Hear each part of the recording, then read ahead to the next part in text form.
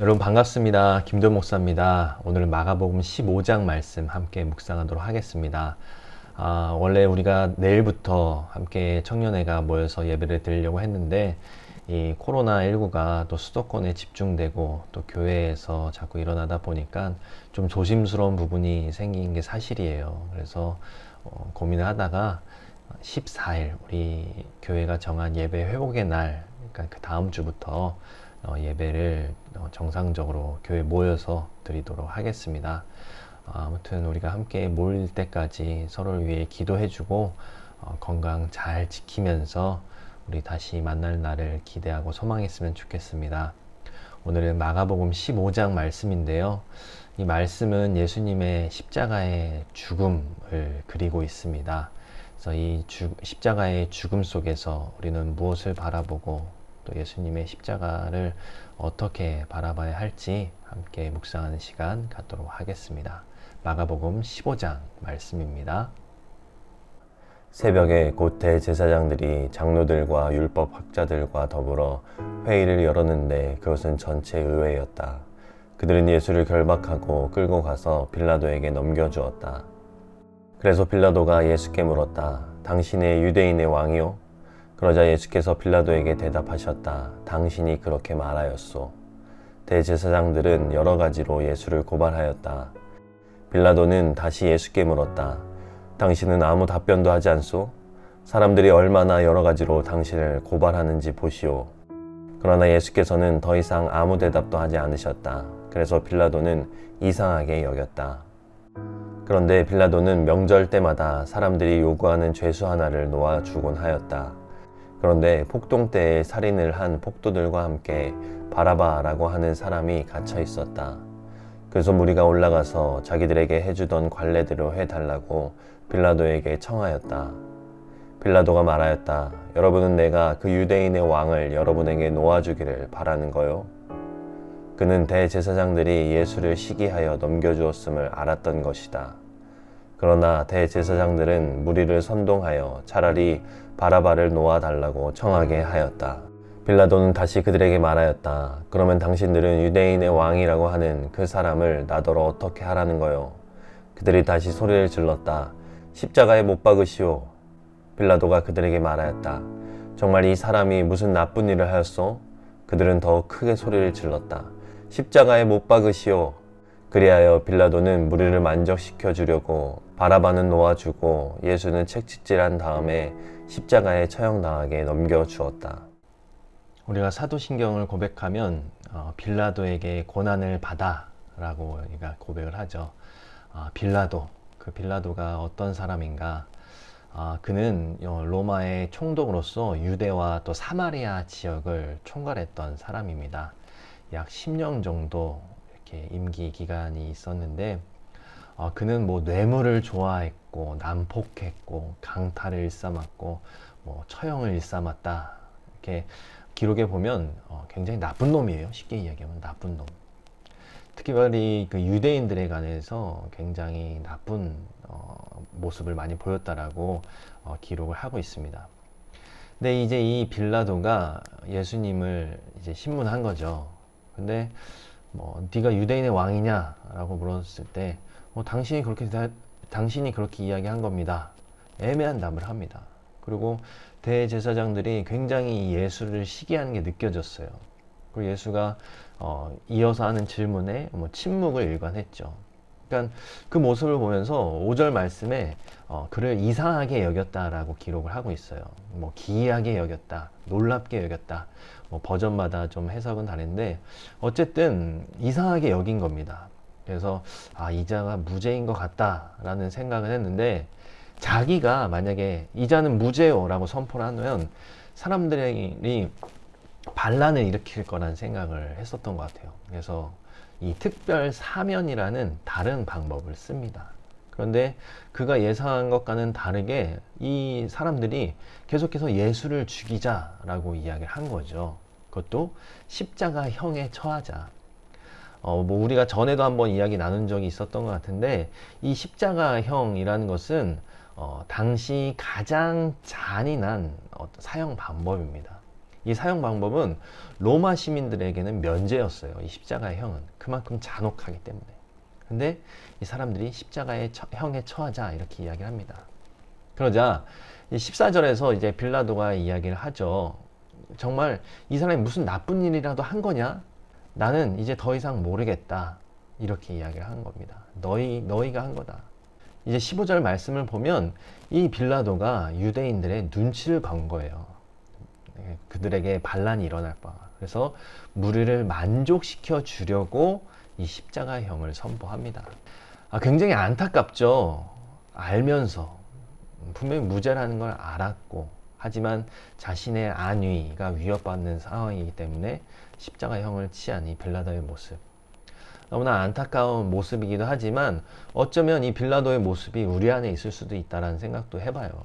분명 예수님의 말씀에 비춰봤을 때, 삶에 비춰봤을 때, 야, 이건 잘못된 것 같은데, 이건 아닌 것 같은데, 이건 분명 예수님이 기뻐하시지 않는 삶의 모습인 것 같은데, 알면서도 하나님을 떠나는 삶의 모습이 분명 우리에게 존재한다는 거죠. 예전에 그런 이야기를 들은 적이 있어요. 야, 손가락질 함부로 하지 마. 그 손가락질을 가리키는 손가락은 하나지만 그 손가락을 가리키기 전에 날 가리키고 있는 손가락은 3개나 있다. 3개나 있다. 이게 무슨 의미일까요? 누구를 함부로 손가락질 하지 말라는 겁니다. 누구를 함부로 판단하고 정죄하지 말라는 겁니다. 왜? 나부터가 죄인인데, 나부터가 잘못하고 있는데 누굴 가리키냐는 거죠. 우리 역시도 어쩌면 이 십자가의 못을 받게 한 빌라도와 같이 예수님의 마음속에, 하나님의 마음속에 매일매일 못을 받고 있는지도 몰라요. 기뻐하시지 않는 모습을 보면서 성령님이 근심하는 삶을 살아가고 있는지도 모릅니다. 우리는 이러한 죄악된 모습들을 빨리 버리려고 노력을 해야 돼요. 여러분, 우리가 죄를 짓는 건 죄인이기 때문에 라는 생각, 이건 버렸으면 좋겠어요. 이미 예수님께서는 십자가에 달려 돌아가심으로써 우리의 죄를 사해 주셨습니다. 우리의 죄악된 옛날의 모습은 이미 끝난 거예요. 우리는 주님 안에 있을 때 날마다 새로운 사람입니다. 근데 죄를 왜 짓냐? 우리 안에 그 옛사람의 그 죄가 아직 남아있는 거죠. 그리고 그걸 버리지 못한 겁니다. 우리의 욕심 때문에 버리지 못한 거예요. 그렇다면 버려야죠. 아이고, 내가 또 옛사람의 모습이 남아있구나. 난 지금 새 사람인데 옛사람의 죄악된 모습이 날 괴롭히고 있구나. 그걸 빨리 깨닫고 버리는 것, 그게 바로 회개입니다. 죄를 짓는 게 잘못된 것이 아닙니다. 죄를 뉘우치지 못하는 것, 깨닫지 못하는 것, 그걸 회개하지 못하는 것이 잘못된 겁니다. 우리는 이 빌라도의 모습 속에서 단순히 빌라도만은 손가락질 할 것이 아니라 먼저 우리 자신을 좀 돌아봤으면 좋겠어요. 병사들이 예수를 뜰 안으로 끌고 갔다. 그곳은 총독 공관이었다. 그들은 온 부대를 집합시켰다. 그런 다음에 그들은 예수께 자색 옷을 입히고 가시관을 엮어서 머리에 씌운 뒤에 유대인 왕 만세 하면서 저마다 인사하였다. 또 갈대로 예수의 머리를 치고 침을 뱉고 무릎을 꿇어서 그에게 경배하였다. 이렇게 예수를 희롱한 다음에 그들은 자색 옷을 벗기고 그의 옷을 도로 입혔다. 그런 다음에 그들은 예수를 십자가에 못 박으려고 끌고 나갔다. 그런데 어떤 사람이 시골에서 오는 길에 그곳을 지나고 있었다. 그는 알렉산더와 루포의 아버지로서 구레네 사람 시몬이었다. 그들은 그에게 강제로 예수의 십자가를 지고 가게 하였다. 그들은 예수를 골고다라는 곳으로 데리고 갔다. 골고다는 번역하면 해골곳이다. 그들은 몰약을 탄 포도주를 예수께 드렸다. 그러나 예수께서는 받지 않으셨다. 그들은 예수를 십자가에 못 박고 예수의 옷을 나누어 가졌는데 제비를 뽑아서 누가 무엇을 차지할지를 결정하였다. 예수를 십자가에 못 박은 때는 아침 9시였다. 그의 죄패에는 유대인의 왕이라고 적혀 있었다. 그들은 예수와 함께 강도 2사람을 십자가에 못 박았는데 하나는 그의 오른쪽에, 하나는 그의 왼쪽에 달았다. 지나가는 사람들이 머리를 흔들면서 예수를 모욕하며 말하였다. 아하, 성전을 허물고 사흘 만에 짓겠다고 하던 사람아, 자기나 구원하여 십자가에서 내려오려무나. 대제사장들도 율법 학자들과 함께 그렇게 조롱하면서 말하였다. 그가 남은 구원하였으나 자기는 구원하지 못하는구나. 이스라엘의 왕 그리스도는 지금 십자가에서 내려와 봐라. 그래서 우리로 하여금 보고 믿게 하여라. 예수와 함께 십자가에 달린 두 사람도 그를 욕하였다. 난 12시가 되었을 때 어둠이 온 땅을 덮어서 오후 3시까지 계속되었다. 3시에 예수께서 큰 소리로 부르짖으셨다. 엘로이 엘로이 라마 사막다니. 그것은 번역하면 나의 하나님 어찌하여 나를 버리셨습니까? 하는 뜻이다. 거기에 서 있는 사람들 가운데서 몇이 이 말을 듣고서 말하였다. 보시오, 그가 엘리야를 부르고 있소. 어떤 사람이 달려가서 해면을 신 포도주에 푹 적셔서 갈대에 꿰어 그에게 마시게 하며 말하였다. 어디 엘리야가 와서 그를 내려주나 두고 봅시다.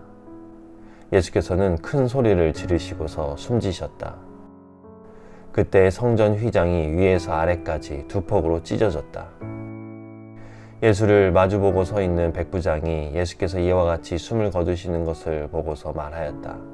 참으로 이분은 하나님의 아들이셨다. 여자들도 멀찍이 서 지켜보고 있었는데 그들 가운데는 막달라 출신 마리아도 있고 작은 야고보와 요새의 어머니 마리아도 있고 살로메도 있었다. 이들은 예수가 갈릴리에 계실 때 예수를 따라다니며 섬기던 여자들이었다. 그 밖에도 예수와 함께 에 올라온 여자들이 많이 있었다. 이미 날이 저물었을 때 그날은 준비일 곧 안식일 전날이었다. 아리마대 사람인 요셉이 왔다. 그는 명망 있는 의회 회원이고 하나님의 나라를 기다리는 사람인데 이 사람이 대담하게 빌라도에게 가서 예수의 시신을 내어달라고 청하였다. 빌라도는 예수가 벌써 죽었을까 하고 의아하게 생각하여 백부장을 불러서 예수가 죽은 지 오래되었는지를 물어보았다. 빌라도는 백부장에게 알아보고 나서 시신을 요셉에게 내어주었다. 요셉은 삼배를 사 가지고 와서 예수의 시신을 내려다가 그 삼배로 싸서 바위를 깎아서 만든 무덤에 그를 모시고 무덤 어귀에 돌을 굴려 막아 놓았다. 막달라 마리아와 요새의 어머니 마리아는 어디에 예수의 시신이 안장되는지를 지켜보고 있었다. 예수님께서는 오늘 본문 5절 말씀에서도 나와 있지만 이 빌라도와의 신문 이후에는 아무 말도 하지 않으셨습니다. 침묵으로 일관하셨어요. 그러다가 이 십자가에 달리시고 마지막 순간 한마디를 외치십니다. 엘리 엘리 라마 사막다니. 나의 하나님 어찌 나를 버리십니까? 근데 이게 진정으로 예수님이 하나님이 나를 버리셨구나 하는 그 안타까움과 좌절, 그 단절에 대한 절망의 그런 한마디였을까? 그건 아닙니다, 여러분. 이 엘리 엘리 라마 사막다니 이 말씀이 사실은 시편 22편 1절에 나와 있는 말씀입니다. 그대로 나의 하나님 어찌하여 나를 버리셨습니까? 근데 여러분, 이 시편 22편의 주제는 절망과 좌절 속에서도 끝내는 승리를 이끄시는 그 하나님에 대한 찬양의 시입니다. 찬양의 시. 비록 나의 삶은 너무나 힘들고 어렵고 좌절과 절망과 정말 하나님이 나를 버린 듯한 상황이지만 그 상황 뒤에 끝내는 하나님 나를 승리로 이끌어 주신다. 그걸 찬양하는 시가 시편 22편입니다. 근데 예수님이 그 시편 22편의 그 가장 첫 번째 1절을 고백하시고 돌아가신 거예요. 비록 내가 버려진 듯하고 내 상황이 죽음이라는 절망에 끝났지만 끝내는 하나님이 나를 승리로 이끌어 주실 거다. 이건 여러분 엄청난 믿음의 고백입니다. 그렇게 고백하시고 예수님은 돌아가신 거예요. 이 고백이 더 힘이 있었던 것은 마가는 당시 이 그리스도인들이 고난당하는 모습, 좌절하는 모습, 정말 하나님과 단절된 듯한 그 엄청난 좌절과 절망 속에서 그들에게 희망을 주고 싶었던 겁니다. 끝난 게 아니라는 걸.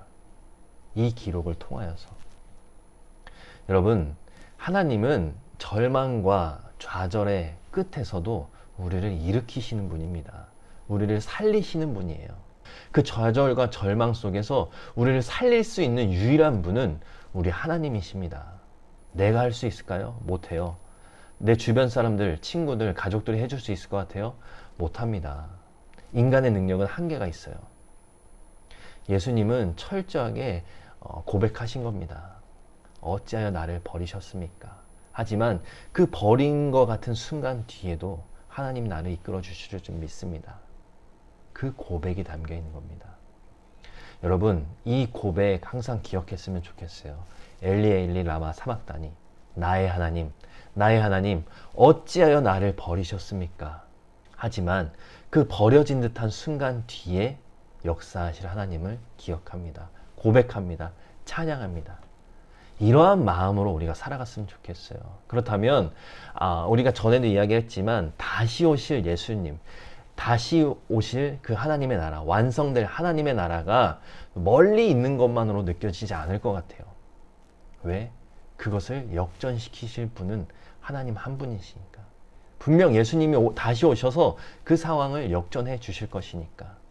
우리 그러한 마음, 믿음을 가지고 살아갔으면 좋겠습니다. 우리 이제 마가복음 한 장 남았습니다.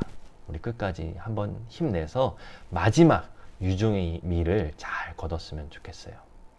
자, 그러면 제가 기도하고 내일 마지막 16장 함께 묵상하도록 하겠습니다. 사랑의 주님, 참으로 감사드립니다. 오늘 귀한 날 저희에게 허락하여 주시고 주님의 말씀을 함께 묵상할 수 있게 해주심에 참으로 감사드립니다. 좌절과 절망의 순간 속에서 낙심하고 포기되지만 끝내는 우리를 승리로 이끌어주시는 주님이 늘 우리와 함께 하심을 잊지 않게 하여 주시고 어떠한 삶의 순간 속에서도 주님의 이름을 의지하고 고백하며 주님 안에 살아갈 수 있는 우리 믿음의 삶이 될 수 있도록 주님 붙들어 주시옵소서. 늘 함께 하심을 믿습니다. 예수님의 이름으로 기도드립니다. 아멘. 자, 여러분, 내일 만나요.